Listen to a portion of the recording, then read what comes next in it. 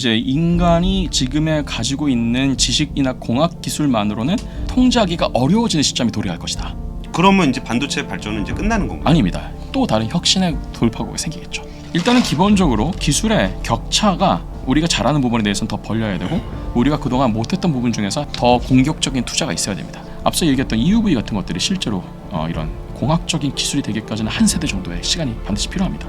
심지어 두 세대, 세 세대 전에 이게 컨셉이 만들어지고 테스트를 했었던 기초과학의 연구에서부터 비롯된 것일 가능성이 높습니다. 그리고 아까 이제 일본이나 한국 편에서 잠깐 말씀드린 부분이긴 한데 이제 이 반도체 산업을 한국의 반도체 산업을 반드시 한반도로 한전 지을 필요가 없습니다.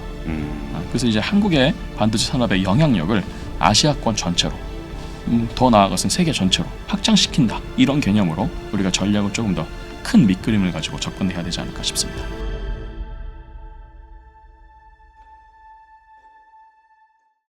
그러면은 이제 파운드리 얘기를 조금 더 하자면은 이게 얘기가 어려워질 것 같아가지고 좀 질문 드리기가 좀 두려운데 네.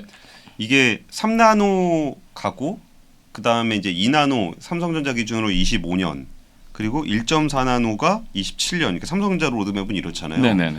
그럼 이게 뭐 1나노에서 뭐 옴스트롱 가고 뭐 이런 얘기는 인텔에서 했던 얘기를 좀 들었는데 이게 도대체 이러다 어디로 가는 거예요? 그러니까 뭐 0이 될 수는 없잖아요. 그렇다고 그렇죠. 해서 뭐 그렇죠. 영원히 이거를 뭐 1나노, 0.1나노, 0.001나노 뭐 이렇게까지는 않을 것 같은데 그렇습니다. 이 파운드리 경쟁이 앞으로는 이제 어디로 가는 거예요? 일단은 앞서 말씀드린 것처럼 무어의 법칙이 이제는 더 이상 산술적으로 통용되던 시즌은 끝났습니다. 예.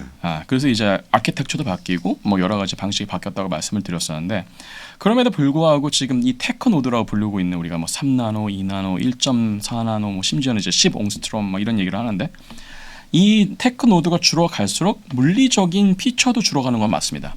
예를 들어서 지금 3나노 시절에는 뭐 하프 피치 기준으로 뭐 10나노, 11나노 이런 얘기를 하고 뭐 아마 1.4나노나 1나노로 가면 이제 한 자릿수로 갈 겁니다. 물리적인 사이즈가. 한 자리가 뭐죠? 한 자리가 뭐 9나노, 8나노 이런 얘기가 되겠죠. 그런데 되게 재밌는 것은 실리콘을 기준으로 본다고 그러면 실리콘에 보통 우리가 그 원자 하나의 반지름 한 0.5나노 정도로 봅니다. 원자 하나가 0.5나노. 네, 실리콘에. 뭐 이걸 어느 기준으로 측정하느냐에 따라 다르긴 한데요. 뭐 보어 라디어스 기준이냐 아니냐 뭐 이런 걸로 따질 수 있긴 있는데. 좀 교수님 좀 지치신 거 아닙니까? 아닙니다. 뭔가 지금 긴장감이 풀어지신 것 같아요. 네. 용어가 점점 어려워지고 있어요. 그렇습니까? 죄송합니다. 조금 더 다시 정신 차리겠습니다. 근데 예를 들어 가지고 0.5나노를 기준한다 그러면 두 개만 있어도 1나노잖아요. 그렇죠. 그럼 9나노 정도면은 이제는 뭐 한 18개, 막 17개 이 정도밖에 안 되는 거예요. 요 선 하나에 가로 방향으로 18개 정도의 실리콘 원자가 들어가게 되는 것이죠. 와. 그런데 문제는 뭐냐면은 보통 지금까지 사람들이 반도체 칩을 설계를 할 때는 이것을 원자 단위로는 보지 않습니다. 그냥 얘네들이 하나의 덩어리인 것처럼. 그러니까 우리가 이런 것들은 약간 어려운 말로는 연속체라고 봅니다. 근데 이제 어느 순간부터는 마치 비드들, 진주 목걸이가 이어진 것 같은 느낌으로 이제는 보이기 시작하는 거예요. 18개 정도는 이제 눈에 보이거든요. 눈에는 안 보이죠 물론. 그러니까 근데 18개면 이제 정말 그 비드처럼 보이기 시작하는 거죠. 이런 물건이 있으면 그냥 우리는 물건으로 보는 건데 이거를 진짜 원자 단위까지 이렇게 쫙 해서 보면은 원자가 연결돼 있는 모양으로 보게 된다는 거죠. 근데 이제 이렇게 원자 단위로 보게 될 경우에는 무슨 문제들이 생기냐면 연속체를 가정해서 설계를 했었던 각종 그러니까 설계를 할 때 뭐를 우리가 감안해서 하냐면 뭐 실리콘의 물성을 감안해서 설계를 합니다. 그리고 뭐 실리콘의 뭐 이제 전자 구조가 얼마냐, 전자 밀도가 얼마냐. 그리고 실리콘만 들어가는 게 아니고 그 실리콘 주변에 뭐 메탈 옥사이드라고 부르는 그런 각종 절연막이 들어가고 뭐 거기에다 뭐 또 이제 구리 배선 같은 것들이 들어가서 구리하고 뭐 실리콘하고 실리콘 옥사이드 사이에 계면이 있고 그런데 그 실리콘 모든 이런 계면이나 뭐 이런 부분들은 다 그냥 연속체라고 보고 계면에서도 그냥 아주 평평하다고 가정해서 디바이스를 가정해서 그런 것들을 시뮬레이션을 합니다. 그래서 우리가 예를 들어서 이것을 굉장히 하이 클럭 스피드로 얘네들을 전자를 입출입을 통제했을 때 실제로 시그널들이 어떻게 나오는지를 시뮬레이션을 다 합니다. 그러니까 물체라는 거를 기준으로 해서 시뮬레이션을 해왔다. 그렇죠. 너무 당연하지. 왜냐하면 우리는 물질을 다루고 있으니까. 그렇습니다. 그렇습니다. 근데 이제 시뮬레이션을 잘 보신 분들은 아시겠지만 분자 단위의 시뮬레이션이 우리가 몰레큘러 시뮬레이션이라는 게 있습니다. 몰레큘러 다이나믹스 시뮬레이션이라는 건데 줄여서 MD 시뮬레이션이라고 합니다. 그런데 이제 우리가 유체역학 시뮬레이션 할 때는 그냥 물이 흐르는 것을 그냥 연속체로 보고 하는데 이게 분자 단위로 넘어오기서부터는 알갱이의 흐름을 추적합니다. 전체가 아니고. 근데 이제 알갱이들이 멀리서 보면 모여 있으니까 하나의 덩어리가 이렇게 흘러가는 것처럼 보이죠. 예. 그렇지만 굉장히 가까이서 확대해서 보면 알갱이들 하나하나가 보이기 시작하는 거죠. 개미들도 멀리서 보면 마치 하나의 띠처럼 보이지만 가까이서 보면 개미들이 한 마리 한 마리가 다 보이는 거랑 똑같습니다. 그리고 개가 뭐 천천히 가는 놈, 늦게 가는 그렇습니다. 놈, 뭐 왼쪽으로 좀 그렇습니다. 삐져나오는 놈, 들 나가는. 그렇습니다. 그러니까 우리가 봤을 때 그냥 그렇습니다. 줄이 앞으로 가는 것처럼 보이는데 그렇습니다. 이게 삐쭉삐쭉 하는 애들도 그렇습니다. 있긴 있는데 네. 멀리서 볼 때는 안 보이지만 하나하나 보다 보면은 그렇습니다. 몸대로 움직이는 애들이 보인다. 그렇습니다. 예. 굉장히 죄송스러운 말씀이 점점 어려운 말씀을 드려야 되는데 그래서 한 라인에 뭐 18개가 들어간다 그러면 사이드에 있는 원자들하고 속 안에 있는 원자들하고 이제 분위기가 달라집니다. 사이드에는 아까 18개가 쫙 일렬로 나에 들어있다고 치면은 이쪽 사이드에 한 개, 이쪽 사이드에 한 개니까 사이드에 있는 것은 2개가 되죠. 예, 예. 가운데 있는 것은 16개가 되죠. 예, 예. 그럼 옛날에 이 폭이 좀 클 때는 이 사이드에 있는 원자들이 뭐 어떤 특징을 가지든 큰 문제가 되지는 않았어요. 예. 왜냐하면 이 내부에 있는 원자들이 더 많으니까. 예. 근데 이 선폭이 점점 줄어들다 보니까 사이드에 있는 원자는 늘 2개인데 예. 속 안에 있는 원자들의 개수는 점점 줄어들죠. 아까 9나노 얘기하셨으니까 7, 그렇죠. 개. 이제 뭐 16개. 16개. 예. 그러니까 16대 2가 되니까 8대 1이니까 꽤 비율이 낮아진 거예요. 그래서 이제 어떤 느낌이 생기냐면은 옛날에 한 20나노, 30나노 정도 되는 선폭에서는 우리가 예측했던 것과 거의 비슷한 결과가 나왔습니다. 시뮬레이션을 해서. 예. 근데 이것이 속폭이 점점 줄어들고 그야말로 옹스트롬 레벨로 들어가기 시작해서부터는 우리가 시뮬레이션한 결과하고 차이가 나기 시작하는 거예요. 실제 옹스트롱이 0.1나노. 0.1나노. 옹스트롬이 10개가 모이면 1나노가 됩니다. 10 옹스트롬. 옹스트롱이 1나노. 그렇습니다. 왜 옹스트롬이라는 얘기를 우리가 쓰냐면 이런 단어까지 이런 계측치가 있다는 것까지 알아야 될 정도로 반도체 산업은 이걸 연구하고 있다고 하네요. 물리학에서는 늘상 쓰는 단위긴 한데요. 이제는 반도체에서도 조금씩 현실화가 되기 시작하는 것이죠. 그만큼 이제 기술적으로는 극한 환경까지 오고 있다고 생각하시면 되겠는데 그럼에도 불구하고 적어도 원자 5개, 6개 정도까지는 우리가 현재 알고 있는 것하고 크게 바뀌지는 않을 것이다 라고 사람들이 예측을 합니다. 근데 그것도 물론 어떤 원자를 쓰느냐에 따라 다르고 어떤 구조에 따라서 이게 바뀌느냐에 따라서는 이제 우리가 정할 수 있지만 어쨌든 그 수준까지는 갈 거라고 생각이 드는데 문제는 또 뭐냐면은 우리가 이런 시뮬레이션 할 때 우리가 티캐드 시뮬레이션이라는 걸 합니다. 티캐드는 일종의 이제 이런 디바이스 시뮬레이션입니다. 네. 그래서 이제 전압을 얼마나 걸어줬을 때 전류 밀도가 얼마나 생기고 그리고 이제 얼마나 어느 부분에 전자가 분포하고 있나 이런 것들을 시뮬레이션하는 건데 아까 말씀드린 것처럼 이제 이런 디바이스 시뮬레이션을 할 때는 연속체를 가정해서 한다고 그랬잖아요.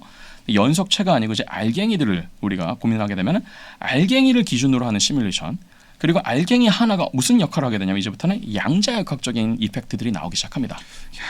양자역학적인 이펙트들은 다시 말하면 이런 겁니다. 그냥 예를 들어서 어떤 실리콘은 당연히 이런 물성이 나와야 돼라고 생각했는데 원자 단위로 들어가기 시작하니까 양자역학적 효과 때문에 그 물성이 안 나오는 거예요. 그러니까 예를 들어서 네. 이렇게 뭐 구리라고 해볼게요. 네. 이렇게 구리라는 물질이 있으면 구리라는 물질이 가지고 있는 특성들이 있어요. 네네. 근데 이거를 구리를 조금맣게 해도 그 물성이 변하진 않아. 그거를 안쪽까지 쑥 파고 들어가서 분자 단위까지 가면은 얘는 구리의 물성하고 다르다는 거죠.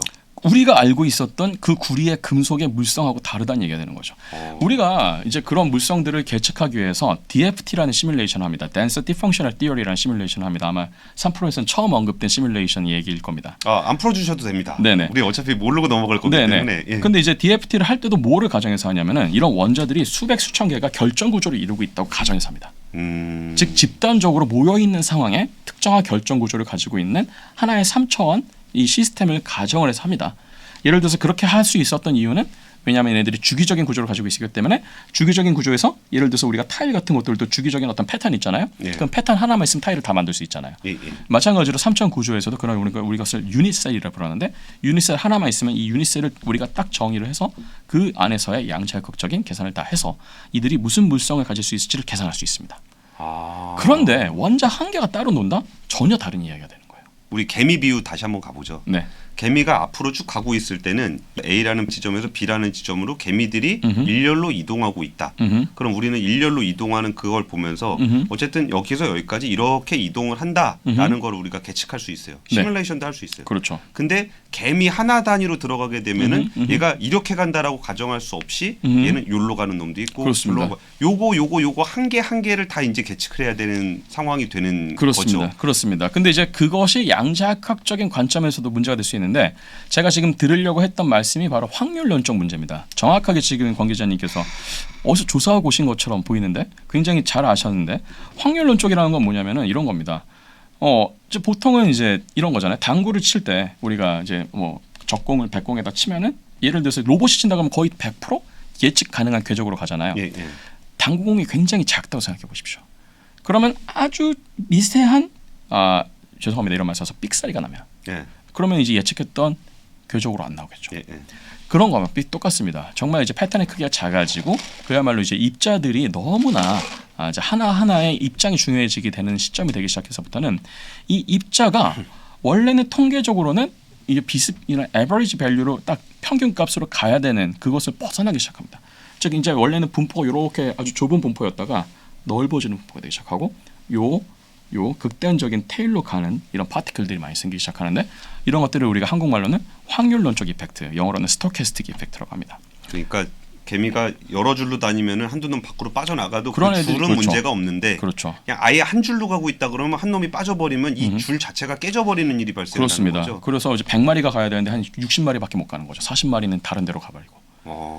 그런데 이제 그런 일들이 이 패턴의 크기가 점점 작아지면 작아질수록 더 강해진다는 겁니다. 그렇죠. 예. 근데 왜 그렇게 강해지는 게 문제가 되냐면은 그러면은 원래 우리가 전자를 100개 보내서 그 중에서 한 20개 정도는 잃어버리고 80개 정도가 신호를 전달하는 데 쓰이면 좋겠다. 예. 생각해서 그냥 80개 정도가 필요하면 100개를 보내면 됐거든요. 예. 근데 이제 작은 패턴이 되면은 전자 100개를 보내는데 한 10개밖에 안 가는 거예요. 그럼 실제로는 80개를 만들기 위해서는 몇 배를 해줘야 되겠습니까? 우리가 8배를 줘야 되는 겁니다. 그것도 뭐 8배를 보내면 정확하게 가는 것도 아니겠죠. 한다는 것도 아니라는 거죠. 그렇죠. 그리고 이제 그렇게 8배를 보내고 나면 그러면 다른 데로 가는 애들이 그럼 가만히 있느냐? 가서 무슨 또 문제를 일으킵니다. 사고를 치고 다니는 거죠. 그 옆줄에 있는 애한테 막 끼어들고 그렇죠. 그럴 수도 있다는 그렇죠. 거죠. 그렇죠. 그래서 그렇게 예측하지 않았던 문제들이 점점 생겨서 패턴을 만들어놨는데 패턴이 정말 이제 뭔가 좀 울퉁불퉁 그러한 모양들도 나오기 시작하고 우리가 예측하지 않았던 시그널들이 가끔씩 이상한 픽이 나오기 시작하고 그래서 이제 수율 문제에서도 문제가 생기기 시작하고 그래서 이제 지금까지 반도체 공정 엔지니어들이 겪었던 세상하고 전혀 다른 세상이 펼쳐지기 시작하는 그 시점이 옹스트롬 레벨로 가는 시점입니다. 우리가 여기서 10옹스트롬 이하로 내려가는 시점부터는 현재의 반도체 공정 엔지니어들이 당연하게 생각해 왔었던 그런 공정의 레시피들, 노하우들, 그런 각종 암묵지들이 통하지 않게 될 가능성이 높아집니다.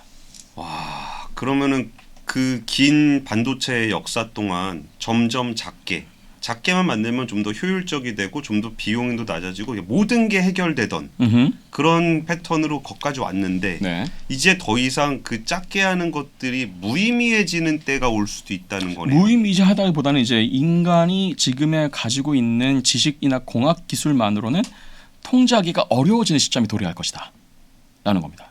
그러면 이제 반도체 발전은 이제 끝나는 건가요? 아닙니다. 또 다른 혁신의 돌파구가 생기겠죠. 그래서 이제는 그러면 이제 패턴의 사이즈를 작게 하는 거 말고 3D로 가자. 그래서 이제는 2차원에서 패턴했던 것들을 3차원에서 패턴을 하자. 이런 식으로 갈 수도 있게 되겠고요.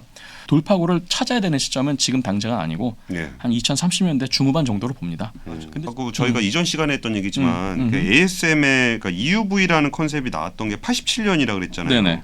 근데 이게 87년이 실제로 EUV 장비를 통해서 7나노로 가는 걸 지금 우리는 쓰고 있잖아요. 네, 맞습니다. 그러니까 ASML이 이때 87년도에 이거 개발한 것이 지금이 2022년이니까 벌써 몇 년 전이니까 35년 전 일인데 그럼 2035년이면 지금부터 13년 남은 거잖아요. 네네. 그러면 그렇게 아예 우리 삶과 무관하게 나타나는 변화는 아니라는 거잖아요. 사실 그래서 EUV 다음 세대도 있습니다. 예. EUV 다음 세대는 우리가 비욘드 EUV라 부릅니다. BEUV라고 합니다. 그래서 뭐 그야말로 이제 EUV보다 더 파장이 짧은 친구들을 씁니다.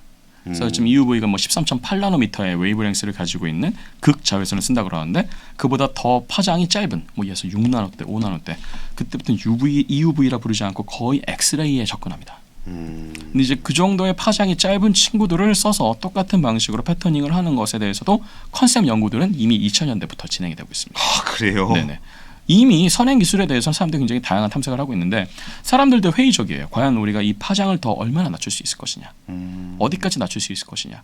엑스레이를 쓴다? 근데 엑스레이 문제는 잘 아시다시피 엑스레이 웬만한 물질을 다 투과해 버립니다. 그렇죠. 그러니까 우리가 이거 직접 근데 이제 이게 리소그래피에서는 이 광원을 반사를 시켜야 됩니다. 반사를 여러 번 시켜서 뭘 만드냐면은 여러 빗다바들을 반사를 시켜서 한 곳으로 모아야 됩니다. 예. 그럼 반사를 하려면 반사도가 높아야 되잖아요. 그렇죠. 근데 엑스레이는 그 뚫어버리면은 정확합니다. 거울이라는 게 의미가 없는 그렇습니다. 거네요. EUV도 사실은 굉장히 투과율이 높거든요. 사실 파장이 짧기 때문에. 예. 근데 엑스레이는 더더욱 높겠죠. 그러면 EUV에 정확하게 대응할 수 있는 광학계 만드는 것에 대해서도 굉장히 많은 시행착오가 있었는데 엑스레이에 대해서는 더더욱 큰 어떤 챌린지가 남아 있는 것이죠. 근데 파장은 그렇게 간다고 치고 이제 사실 사람들이 근본적인 지금 의문을 제기하고 있는 것 중에 하나가 우리가 언제까지 전자에 기반한 디바이스를 써야 되냐? 꼭 전자를 써야 되냐? 라는 얘기까지 나오기 시작한 거죠. 전자를 쓰는 가장 큰 이유 중에 하나는 일단은 예측 가능하기 때문에 그렇습니다. 예. 스위치 온오프로 하면 전자가 흘렀다가 안 흘렀다가 할 수 있으니까. 전자 말고 또 쓸 게 있어요? 그렇습니다. 어쨌든간 시그널을 딜리버리 할 수 있으면 되거든요. 예. 예를 들어서 인공혈액은 적혈구로 이루어져 있지 않잖아요. 그렇죠. 그렇죠. 네. 대신에 우리가 인공혈액의 가장 큰 특히 적혈구를 만약에 대체를 해야 된다 그러면은 가장 큰 미덕이 뭐겠습니까? 산소를 얼마나 잘 운반할 수 있느냐가 가장 중요한 그렇죠. 문제가 되겠죠. 그러면은 반도체에서도 마찬가지입니다. 전자가 하던 일을 대체할 수 있으면 되는 거 아니냐? 야, 전자의 일자리까지 뺏는 그런 그렇죠. 아이디어들이 근데 전자가 있다고요? 생각보다 아주 효율이 별로 안 좋습니다. 왜냐하면은 전자는 일단은 우리가 만약에 100개 아까 100개 쓰면 뭐 90개 살아남는다. 근데 그건 과장된 말씀이고요. 100개를 쓰면 1개 정도가 실제로 일을 합니다. 아, 그래요? 네, 그러면은 나머지 99개는 열로 사라져요. 열. 그래서 이제 왜 아주 하이 퍼포먼스 칩을 쓰면 뜨거워지잖아요. 예. 그 이유 중에 하나가 낭비되는 전자들이 다 열로 사라지기 때문에 그런 것입니다. 저항을 만나고 뭐 폰온을 만나고 하는 식으로 가서 사라지는데 그렇게 사라지는 전자를 대체할 수 있으면 어떤 에너지 소모도 줄일 수 있고 그리고 더 작은 패턴도 만들 수 있고 더 작은 디바이스도 만들 수 있는 근데 거죠. 저는 전자를 이용한다는 생각 자체를 해본 적이 없어요. 뭔가 이게 뭐 전기가 흐르고 뭐 시그널이 흐르고 뭐 이런 거는 그냥 원래 그렇게 된다고 생각을 했지. 우리가 전자를 이용한다. 전자 말고 또 뭐가 있어요? 빛을 이용하려고 합니다. 빛? 이 광자를 이용하려고 하는 겁니다. 아. 그래서 전자를 이용하는 학문을 일렉트로닉스라고 합니다. 전자공학. 그래서 광자를 이용하는 학문은 우리가 포토닉스라고 합니다. 왜냐하면 광자를 우리가 포톤이라고 부르니까요. 여러분 이제 스타를 좋아하시는 분들은 포톤 캐논 아시죠? 포톤 캐논에서 이제 나가는 그 빛덩어리들이 바로 광자 덩어리들입니다. 하이 에너지 광자 덩어리. 그러니까 전자라는 거는 전선에서 움직이는 게 전자. 사실은 더 전자계파 관점에서 이걸 이해하는 게 더 맞습니다만 어쨌든 비유적으로는 알갱이들이 흘러다닌다고 사람들이 주로 이제 이해를 하고 있죠. 그러니까 빛은 이게 우리가 공중에서도 그냥 쏠 수 있는 게 이게 빛. 그렇습니다. 그래서 이제 빛을 쓰게 되면은 빛은 전자하고는 달리 질량이 없습니다. 그렇죠. 그렇기 때문에 일단 뭐 저항 때문에 무슨 열이 생긴다 이런 개념이 없죠. 그래서 이제 빛을 쓰겠다는 생각을 한 것은 이미 오래된 생각입니다. 그래서 빛을 써서 그럼 어떻게 할 거냐? 가급적 뭐 사람들의 꿈은 모든 지금까지 전자를 이용했었던 디바이스를 다 빛을 이용하는 디바이스로 바꿔버리자. 메모리든 CPU든 AP든 뭐든 간에 다. 근데 이제 그렇게 할 수 없는 이유는 빛은 생각보다 좁은 영역에 가둬두는 게 너무 어렵기 때문입니다. 전자는 아까 얘기했던 것처럼 아주 작은 도선에다가도 가둬둬서 얘네들 어쨌든 여기에서 흘러다니게 만들 수 있어요. 예. 근데 빛은 여기다가 가둬두는 게 굉장히 어렵습니다. 왜냐하면 빛은 기본적으로 우리가 이제 파동의 성질로 이용해야 되는데 이런 이제 빛을 보내기 위해선 전자들은 전선을 따라다닌다 그러면 빛은 도파로를 따라다닌다고 얘기합니다. 웨이브 가이드라고 하죠. 근데 그 도파로의 폭은 그 빛을 사용하고자 하는 빛의 파장에 비례를 합니다. 도파로가 뭐예요? 일종의 가이드입니다. 일종의 이제 수도관이라 생각하시면 되겠습니다. 그 물리적인 실체가 있는. 네, 그렇습니다. 그러니까 전자는 전선이라는 게 있잖아요. 맞습니다. 빛도 도파관이라는 전선이 있는 거죠. 근데 이제 어. 전선이라고 하면 안 되겠죠. 이제 광선이라고 그래야 되나요? 그래서 어쨌든간 빛이 다닐 수 있는 전용 고속도로입니다.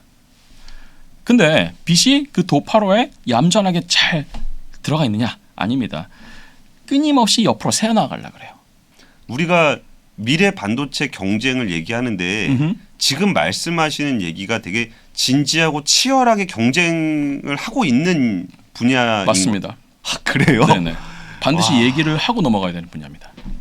알겠습니다. 네, 사람들이 이해를 더 하셨으면 좋겠고 도파로를 만들 때 가장 큰 문제가 되는 것은 뭐냐면은 일단은 어쨌든 간에 지금 전자공학 위주로 가는 시대에서 패턴을 줄이는 것까지는 오케이.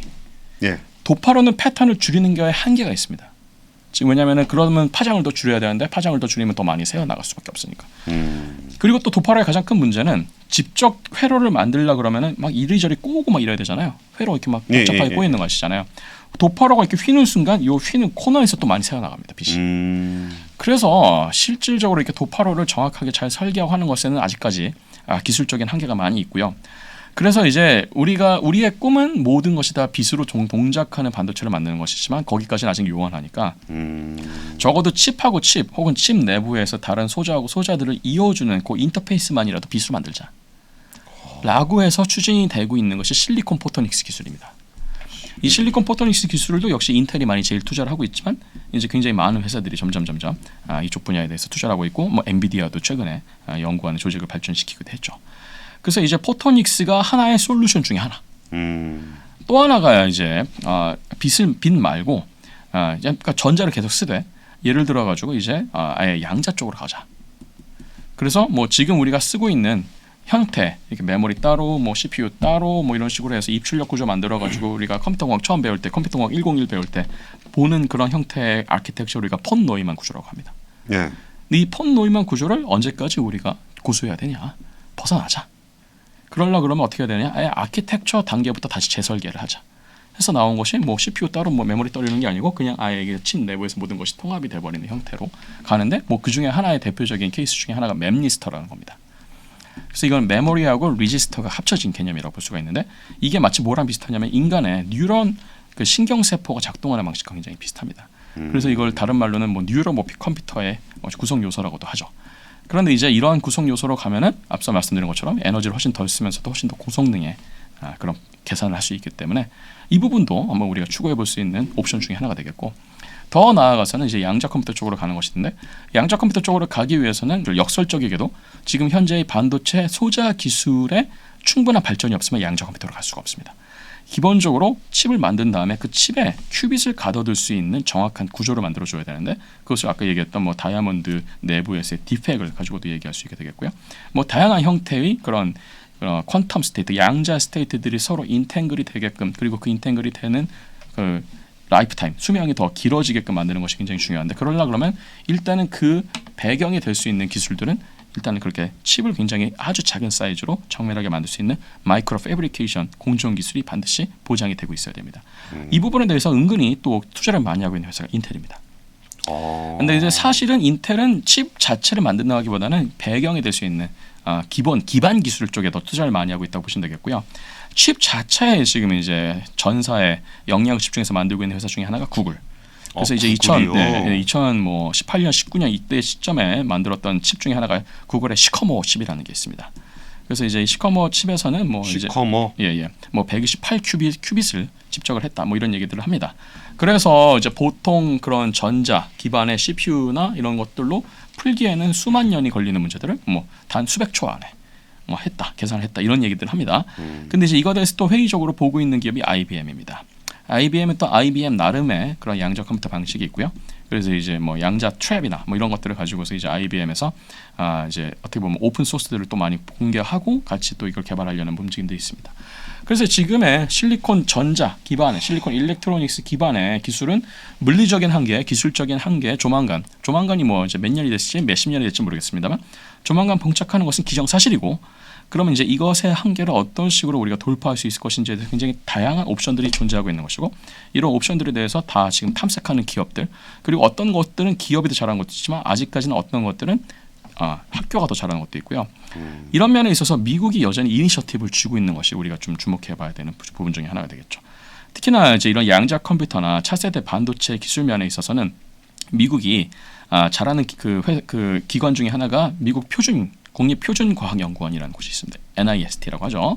그래서 National Institute of Standards Science and Technology, 그러니까 NIST가 이런 것들을 이제 주도를 하는데 이분들이 이런 것들을 주도할 수 있는 이유 중에 하나는 뭐냐면은 이런 부분에 대해서 표준을 제정할 수 있고 표준을 테스트할 수 있는 플랫폼을 끌고 갈 수 있는 이니셔티브가 있기 때문에 그렇습니다. 반도체가 이렇게 자꾸 제가 여쭤봤던 건 그거잖아요. 계속 얇아지면 어떻게 됩니까? 이거 한 말씀 여쭤봤다 지금 굉장히 지금 맹공을 받고 있는데 그러니까 어쨌든 우리가서 이제 이 내용을 다 이해하지 못하더라도 어디 가서 좀 잘난 척은 좀 해야 되니까 그럼 차세대 기술로 얘기되고 있는 게 반도체는 실리콘 반도체를 이제 가다가 우리가 이제 진짜 경쟁을 해야 되는 거는 단어 정도 외고 가자는 건데 실리콘 포토닉스 맞습니다. 그리고 양자 맵 리스터 양자 맵리스터. 댕자 맵리스터. 그 양자는 빼도 됩니다. 그래서 그냥 맵리스터. 메모리와 레지스터를 합성어를 한 맵리스터. 맵리스터. 그리고 양자 컴퓨터. 네. 요거 세 개 단어 요 정도만 딱 외워서 실리콘 다음은 이런 유의 경쟁이 이루어지고 있다더라 정도로 알게 되는 거고. 네네. 그거에 더 잘하고 있는 국가들 아까 전에 저기 뭐 구글 얘기도 해주셨고, 네, 인텔, IBM 얘기도 있었고, 그리고 국립과학표준학 NIST 네. 이런 데들도 있다 이런 얘기를 좀 해주셨습니다. 네네네. 그러면은 근데 사실 잘 이게 와닿진 않아요. 네네. 이게 워낙 좀 낯선 개념이기도 하고 네네, 좀 그렇습니다. 멀리 있는 것 같기도 하고. 맞습니다. 그래서 우리가 지금 항상 고민하는 거는 어찌 보면은 저 중국 시장에서 좀 줄어들면 우리나라 무역 적자나면 어떡하지? 뭐 이런 정도 걱정을 좀 하고 있잖아요. 네네.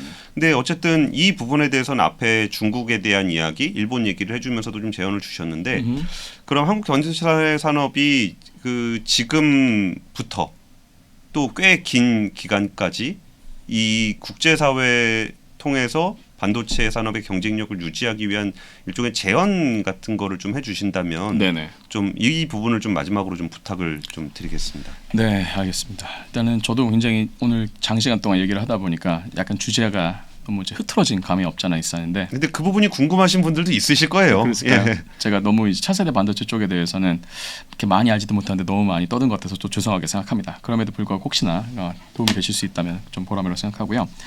차세대 반도체를 중심으로 하는 한국의 이런 반도체 산업의 활로 혹은 전략에 대해서 몇 말씀을 드린다 그러면 이미 정부 관계자나 각 기업에서도 이미 잘 대비를 하고 계십니다. 그래서 제가 여기서 한마디 더 하고 하는 것들은 뭐 큰 의미는 없을 수는 있겠는데요. 일단은 기본적으로 기술의 격차가 우리가 잘하는 부분에 대해서는 더 벌려야 되고 우리가 그동안 못했던 부분 중에서 전략적으로 해야 된다는 생각하는 부분에 대해서는 더 공격적인 투자가 있어야 됩니다. 그래서 앞서 말씀드린 것처럼 지금 우리 메모리 반도체 쪽에 대해서는 우리가 포기할 수는 없기 때문에 더 격차를 벌리는 방향으로 차세대 메모리 기술들에 대한 다양한 특히 이제 우리가 흔히 얘기하고 있는 저항 변화 메모리 같은 것들이 이제 앞으로 더 탐색이 될 만한 기술이 될 수 있는데 이런 부분에 대한 더 기술적인 투자가 많이 있어야 되겠고요. 그리고 기본적으로 이제 우리나라가 메모리 반도체뿐만 아니고 다양한 반도체 생태계에 대해서 더 많은 투자가 있어야 됩니다. 그래서 우리나라가 지금 잘 못하는 것 중에 하나가 디자인 하우스의 생태계가 굉장히 약하고요. 그럼 이 디자인 하우스를 좀 늘리는 게 중요한데 이 디자인 하우스가 비록 삼성뿐만 아니더라도 어떻게 보면 이제 TSMC를 상대로 할 수 있는 디자인 하우스, 삼성을 상대로 할 수 있는 디자인 하우스, 하이닉스를 상대로 할 수 있는 디자인 하우스. 그러네요. TSMC의 디자인 하우스가 꼭 대만 업체일 필요는 없는 거네요. 그렇습니다. 네, 맞습니다. 그리고 이제 사실 대만 입장에서 한국을 견제하기 위해서는 오히려 한국의 그런 디자인 하우스를 만드는 게 제 입장에서는 더 낫다고 생각하는 게 그 삼성으로 갈 물량은 TSMC로 가이드할 수 있으니까요. 그런 업체도 있어요? 네, 그런데 근데 대만의 TSMC의 신임을 잘 못 얻죠. 어떤 배경을 가지고 있는지 알기 때문에. 그래서 어떤 업체라고 제가 정확하게 언급을 하는 건 좀 피해야 될 것 같아서 오늘은 말씀을 안 드리려고 합니다만은 어쨌든 간에 그런 업체가 있었다가 계약이 해지됐습니다. 그래요. TSMC의 디자인 하우스였다가 계약이 해지된 업체가 있었고요. 근데 이제 삼성 입장에서도 디자인 하우스의 중요도는 알고 있기 때문에 점차 키우고 있습니다만은 그래도 어쨌든 간에 좀 다양성을 확보한다는 차원에서는 오히려 더 이제 TSMC도 상대할 수 있는 디자인 하우스가 많아지면 좋을 것이라 생각합니다. 왜냐하면 디자인 하우스를 한국이 가지고 있다는 것 자체가 강점이 될 수 있기 때문에 그런 것이죠. 있긴 있죠, 삼성에도. 있습니다. 삼성에서 지금 7개인가 8개 정도 되는 걸로 알고 있습니다. 근데 이제 대만은 26개인가 28개 정도 되고요. 근데 전 세계에 흩어져 있죠. 대만에만 벌써 몇 개가 더 있고. 그리고 이제 그렇게 다양한 생태계를 구축하는 것과 더불어서 이제 앞으로의 첨단 반도체 산업에서 더욱 중요한 것이 오늘 언급을 안 한 것 중에 하나가 바로 패키징 공정입니다. 패키징이라는 것은 이제 우리가 전공정, 후공정에 있을 때 후공정에 해당하는 부분이 되겠는데 특히 후공정의 중요도 중에 하나가 뭐냐면 앞에서 패터닝만 잘한다고 끝나는 게 아니에요. 패터닝을 잘한 이런 칩들이 서로 연결이 돼서 하나의 칩으로 작동할 수 있게끔 조립을 해줘야 됩니다. 그래서 전선끼리도 이어줘야 되고 뭐 이런 식으로 칩들끼리도 이어줘야 되고 하는 건데 이 부분에 대해서 생각보다 투자를 안 하게 되면 남들 좋은 일만 시켜주는 일이 될 수 있습니다.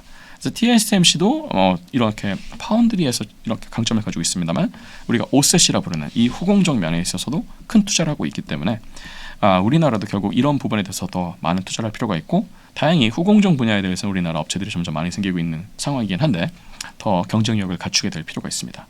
또 하나가 이제 또 중간 단계에서 얘기를 하지 않을 수가 없는데 이런 장비들, 소재들, 부품 업체들이 우리나라에서 아직도 이게 자생하기가 아직은 어려운 상황입니다. 특히나 이제 EUV 시대가 되면 이 EUV에 대해서 우리가 실제로 이것에 대해서 호환성이 있는 부품과 소재를 만들어야 되는데 그것을 설사 만들었다 그러더라도 이것이 충분히 품질이 관리가 된 수준이라고 판단할 수 있을 정도의 데이터를 얻기가 너무 힘듭니다.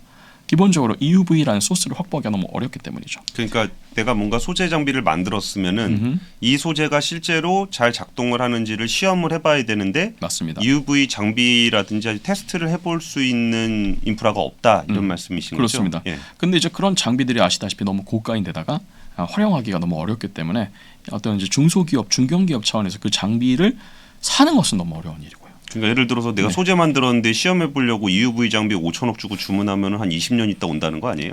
뭐 팔지도 않을 겁니다. 그러니까 ASML이. 팔지도 않으니까. 네네. 예. 그럼 이제 거기 어디 가서 빌려야 되는데 빌려 쓰는 것만 해도 수십억씩 돈을 내야 되고 막 이러니까 그거는 사실 일반 기업들 입장에서는 굉장히 큰 아주 비용에 부담이 되는 것이니까 그런 부분에 대해서 이제 좀 산업부나 이런 과기부 차원에서 공동으로 쓸 수 있는 어떤 팹 우리가 보통 그런 것들 미니 팹이라고 합니다. 근데 산자부에서는 이미 이제 이런 것들에서 정책을 잘 입안하고 계시고 하기 때문에 잘하고 있다고 저는 생각하는데 이제 이런 부분들을 조금 더 이런 플랫폼들 기반 시설들을 더 많이 확충해 주는 면에 있어서 정부가 좀 리더십을 발휘할 수 있지 않을까 생각을 합니다.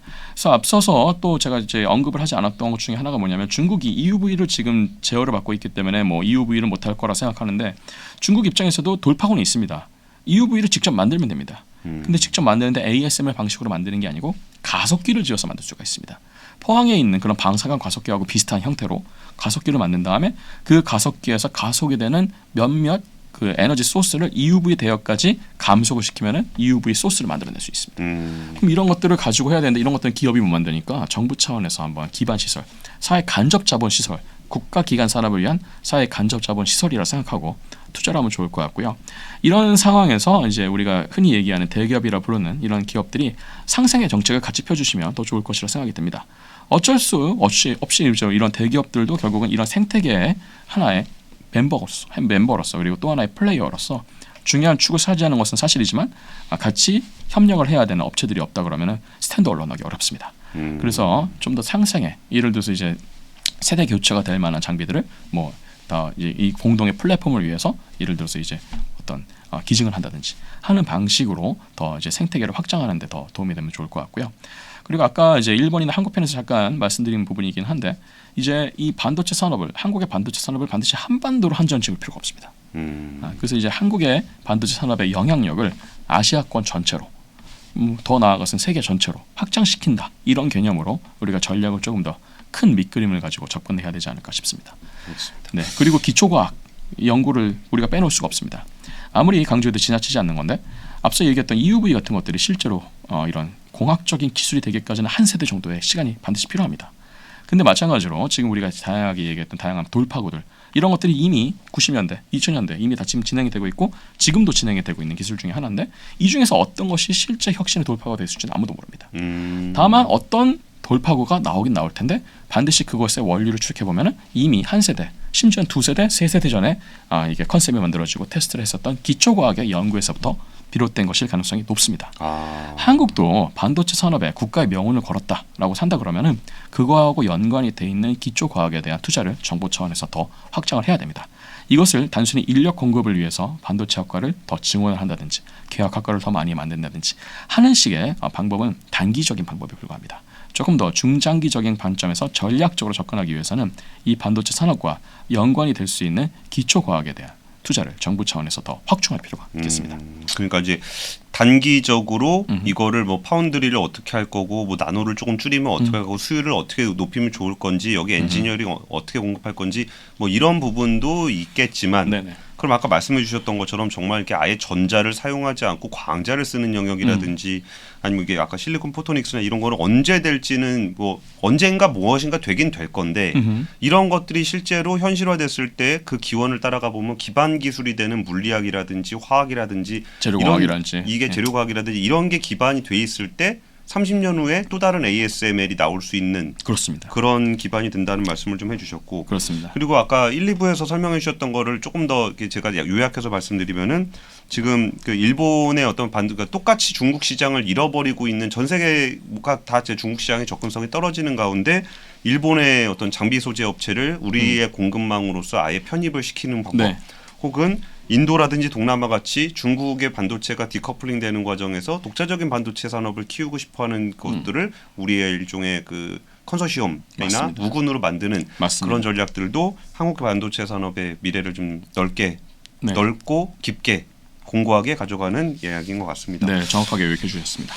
저희 긴 시간 동안 얘기를 좀 나눠봤습니다. 일본의 이야기, 중국 얘기, 한국 얘기. 정말 전쟁을 방불케 하는 삼국의 경쟁을 통해서 현재 반도체 생태계가 구성돼 있고 여기에 통상 문제라는 굉장히 급격한 변동도 생겼고 그리고 지금까지의 반도체 산업이 가져왔던 그 경로를 이탈하는 그 일라노 이하의 세계까지 예, 맞습니다. 좀 와버린 가운데 우리나라의 경제 중요한 축을 차지하는 반도체 산업을 좀 더 공고하게 만들 수 있는 재원에 대한 얘기도 들어봤습니다. 오늘 공 교수님 네. 긴 시간 너무 귀한 설명 감사드리고요. 감사합니다. 네. 그 앞으로도 반도체 이야기 또 있을 때 또 네. 다시 모시도록 하겠습니다. 네, 감사합니다. 귀한 시간 내주셔서 감사합니다. 네, 감사합니다. 네, 오늘 학권 여기서 마치겠습니다. 감사합니다.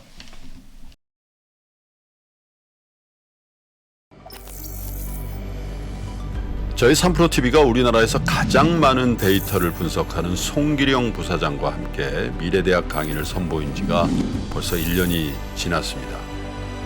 대기업의 임원진들과 기관의 큰 프로젝트로만 제공되던 깊이 있는 통찰을 최초로 온라인을 통해서 공개했었는데요. 여러분들이 보내주신 다양한 피드백을 바탕으로 한층 더 업그레이드해서 다시 돌아왔습니다.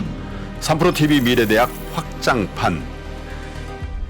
현상은 벌어진 거고 함의는 그 안에 들어있는 이유란 말이죠. 예측 그러셨는데요. 예측이 아니라 이해입니다. 그렇게 가게 돼 있어요. 누구보다 먼저 사회 변화를 포착하고 자신만의 전략을 수립하시는 귀한 시간이 되실 겁니다. 영상 하단의 링크를 클릭하시거나 네이버에서 3프로TV를 검색해 주세요.